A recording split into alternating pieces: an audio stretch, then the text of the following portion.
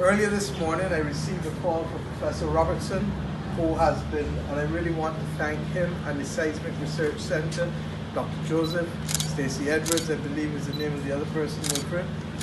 They have been working wonderfully well with the government of Barbados, and in particular the Ministry of Home Affairs and my office. We have been advised, as has been Met Office, immediately upon the eruptions.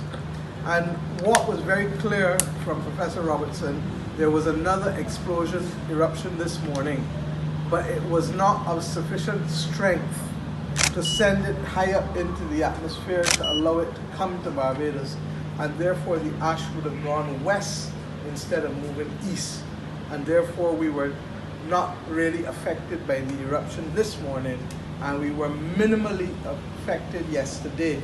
But for sure, what they have said is that the regularity of eruptions has decreased and the strength of the eruptions has also weakened. And with those two things in hand, it means that we are in a position, we believe, to really ramp ahead now, full steam ahead with the cleanup operations.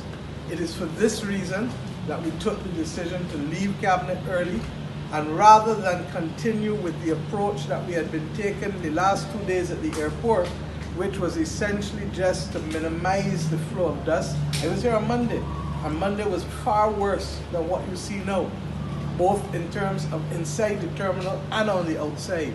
But the bottom line was, as long as ash was falling, it is almost a self-defeating exercise. So to that extent, given the instructions and the advice coming from Professor Robertson, we have now decided to fully ramp up, full steam ahead, and that over the course of the next day or two, or however long it takes, we will have all of the major construction companies in Barbados on site, major civil works construction companies on site. The airport is being divided up into quadrants, as well as to be able to deal with inside as well as the canopies.